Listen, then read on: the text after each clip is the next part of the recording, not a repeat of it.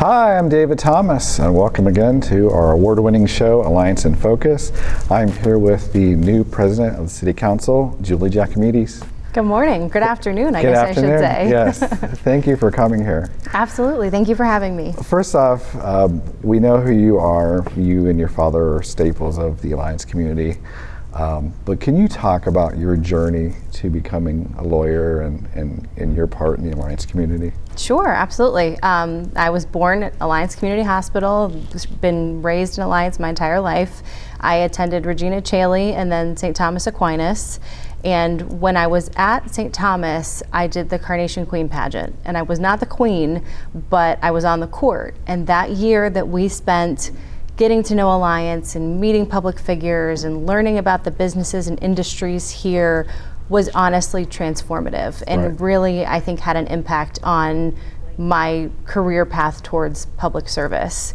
But combined with the Carnation Queen pageant, I also worked at Hagee's for my Uncle Mike, and I worked at Hagee's through high school, college, and even into law school, and I really learned the value of hard work that my parents very much instilled in me. And I made it through law school, passed the bar exam, and I've known I wanted to be an attorney since a very young age. Wow.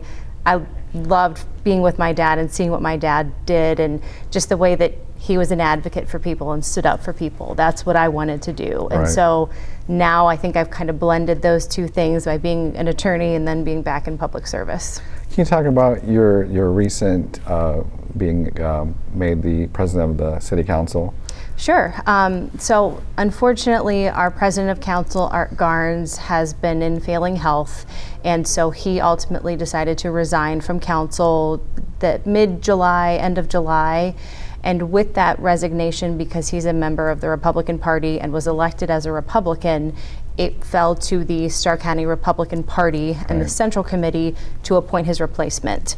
So he is elected citywide as the president of council, which means that citywide, the precinct committee people or the members of the county central committee are the ones who will appoint his replacement.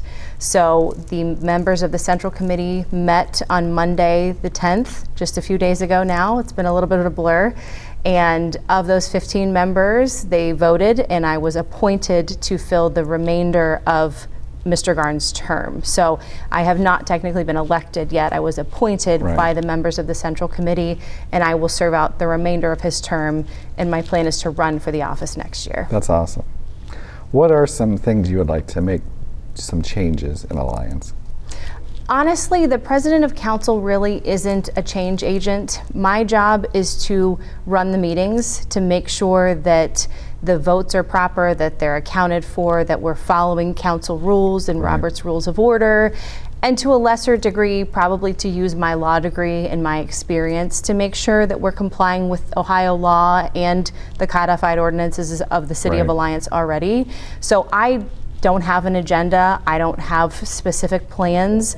I'm sure there may be ways that we identify as a body that we can improve upon the way we do business, but I don't have any specific plans right now. As culture changes and evolves, does that affect the way a city council in a small town like this operates? Absolutely. I mean, when COVID happened, they were meeting by Zoom, and the council meetings were actually live broadcast, maybe even on Facebook or YouTube. And I think that was a massive change, and it allowed people to be more informed. I think going back to the traditional meetings that are not necessarily live broadcast and there isn't quite as much engagement, we kind of fell back into old habits. But the advent of technology and social media has, I think, expanded people's access and hopefully can continue to, so that people can be informed about what their city government is doing. Why do you think there aren't more young people involved in the politics of Alliance? I don't have a great answer to that, but I really wish more young people were. I think the political process and partisan politics can be very intimidating, and there's a lot of scrutiny that comes with running for public office, but we desperately need more engagement and more people to bring their own unique life experience to the table in city government, county government, and across the board. Do you think we'll ever have a female president? Absolutely. And what qualities do you think she will have to imbibe to reach that position? Well, I think she's going to have to be tough, first of all, because you're the commander-in-chief of the military, right? Right. And I think there's a unifying quality that anybody who runs for that office is going to have, whether it's unifying a party behind them or the electorate to win a majority. Right. I think you have to be a unifier, and you have to have undeniable leadership skills to be able to have people buy into whatever it is that you're taking a position on. Right. How important is family to you? Family is everything to me. I have 2 little girls who are the reason I get up, the reason I work, the reason I breathe. I mean, they are everything to me. And I'm still very close with my parents and all my siblings. I have 4 awesome nephews between my 2 brothers. My sister lives in town. Family is very, very important to me. Have you ever thought about running for mayor? I have, and I've been asked to, but I have absolutely no plans to run for mayor anytime in the near future. I gotcha. Final question: what advice would you give to females who they want to get involved in politics, but they just feel very cautious, very scared to do that? What would you say to them?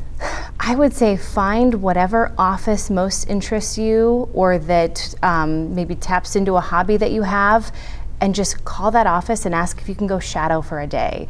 Maybe it's the Stark County Prosecutor Kyle Stone because you have an interest in criminal law, or you love watching Law and Order, or maybe it's the mayor just because he happened to be your next door neighbor, or some other elected official or public official. Just call their office and see if you can shadow for a day. And I think almost any elected official would be thrilled to expose somebody to what they do and how government works. And those kind of connections are just, I mean, that's how you get in, 100%. I got you. Well, thank you so much for letting me interview you today. Of course. Thank you so much for having me. Thank you guys for watching. Tune in next time for Alliance in Focus for news from Alliance.